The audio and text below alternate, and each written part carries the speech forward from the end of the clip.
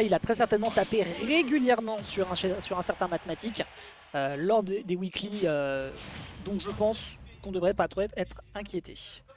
Allez, on peut y aller, c'est parti. On va voir un petit peu ce que ça va nous proposer. Donc nous avons, eh bien, nous avons de la Zelda, donc eh bah, écoutez, accrochez-vous, ça promet d'être un poil serré, mais on va essayer de partir plutôt sur du Ice Climbers, donc du côté de Shikamuti. Je pense que c'est peut-être une condition de connaissance de match-up, je ne sais pas si, voilà, je ne saurais vous dire. Ce que je sais, c'est que c'est le choix qu'il décide de nous formuler ce soir, et pour le moment, c'est entre guillemets efficace, un petit peu de juggle, mais voilà, on se jauge. Forcément, on n'aura pas autant de capacité de gérer de la distance, le shield a pris très cher du côté de Nana. Mais c'est un peu plus compliqué de gérer la distance. Là, vous le voyez, rien qu'avec des small side B pour surprendre un peu sur les timings. Et bien du côté de Poupoune, on fait déjà des dégâts colossaux et les approches forcément se font contrer derrière par un up B au top shield. Il y a de grandes chances que le pic pour l'instant soit un peu douteux. Il faudrait peut-être empêcher Nana de revenir. Malheureusement, le timing est raté et la sœur a l'occasion de retourner voir El Frérot. Et là, on arrive à choper un excellent repère qui ne tue pas malgré une DI inexistante, me semble-t-il. Je ne sais pas si on avait la confiance du côté adverse. Et derrière, on a l'occasion de se débarrasser de Nana, mais on ne reviendra malheureusement pas en dépit de ce saut héroïque, dirais-je même, légendaire tenté de la part de Shikamuti, mais non, on concède sa première stock. Et Poupoune, ce n'est pas trop mal en vérité, hein. Le side B surprend un petit peu. Là, on arrive un petit peu à bloquer, à calmer un peu au niveau du timing. On se prendra quand même un lightning kick et un lightning kick, vous savez très bien ce que ça veut dire. Au niveau du tipper, c'est dévastateur et malheureusement on perd Nana très vite à 65%. Si on arrive à bloquer sur le côté en essayant de temporiser le plus possible, notamment ici, c'est très bien fait du côté de Shikamuti, mais on se prendra un forward smash qui va pas encore le tuer. Comment tu reviens? T'es obligé de revenir au side B. Le timing malheureusement n'est pas trouvé du côté de Poupoune. On a un petit peu de sursis du côté de Shikamuti. Bon grab, et malheureusement le grab game de Popo, c'est pas grand chose.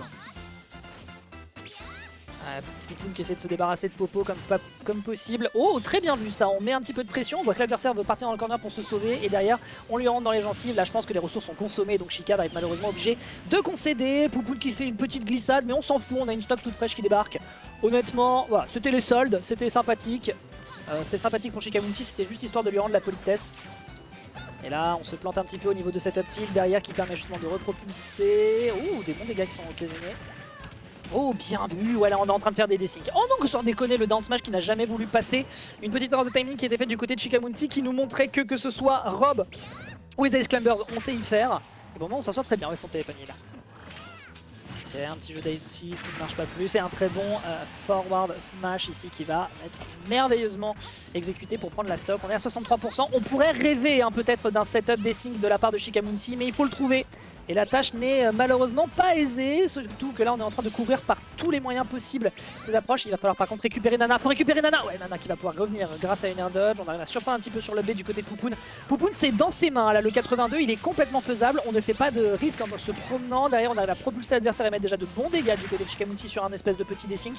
Et là d'un seul coup Poupoune qui pensait avoir la confiance commence un petit peu à se poser des questions. Très bonne dash attack, mais non, ce n'est que Nana qui prendra les dégâts. On va couvrir ses arrières ici avec le spectre. On a l'occasion de revenir sur le terrain avec le B, c'était surprenant, mais ça aurait pu tuer. Et derrière, on arrive à tuer derrière avec un lightning kick qui réussit à prendre le kill alors qu'on était en train de charger un smash derrière pour choper la punish.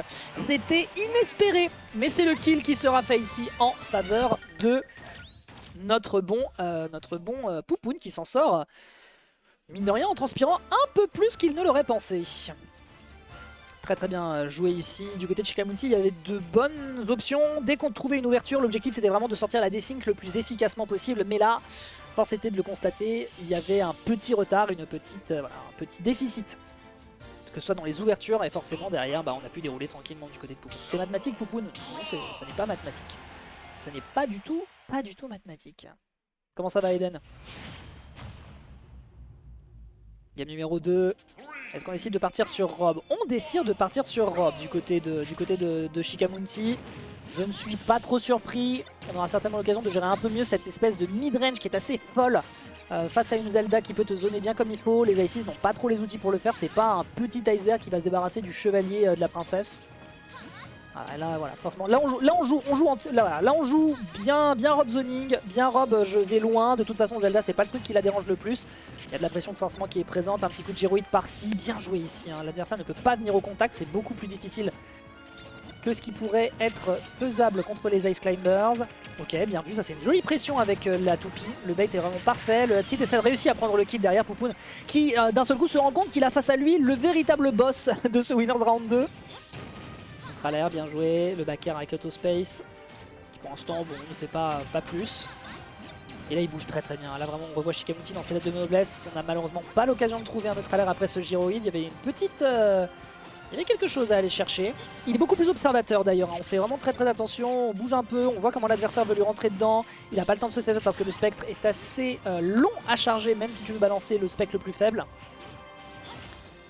Ok, dash attack pour se débarrasser du gyroïde. Malheureusement, ça ne fait pas une grosse hitbox. Là, ce sera un lightning kick, mais qui sera dans le sour spot. Up tilt. Oh! Commencer à essayer d'aller chercher des bonnes punishes là du côté de Chica. On est peut-être dans la tête de Poupoun, plus que de raison. Et oui, hein, c'est aussi ça l'avantage d'avoir fait une première game. Très très belle up smash, ça prend pas encore le kill. On n'a pas de rage du côté de Shikamuti, donc c'est du dégât flat. On peut aller chercher quelque chose. Oh, fantastique, on place ici le gyroïde pour empêcher une galop neutre. Et ensuite derrière on prend la roll avec l'up smash, absolument nickel. La meilleure option pour être potentiellement de drop, quitte à perdre l'invincibilité, d'autant plus qu'on a le spectre de son côté. Bon après voilà, c'est pas le choix qui a été fait du côté de Poupoun. Shikamuti donc sans lèche les doigts, si tenté qu'il en est avec ses grosses patounes de robot. Bien vu pour l'instant, on est sur du bread and butter classico. Oh, le down air qui était assez sauvage. Il est en forme, il est très très en forme, là c'est du Shikamuti comme on connaît. Hop là, voilà, down tilt, on fonce tout de suite dans le Tao grab. C'est vraiment, voilà, là c'est vraiment les b.a.-ba de ce qu'il faut savoir gérer contre un Rob. Et là derrière le sniping qui est juste super bien fait et qui va prendre donc l'égalisation.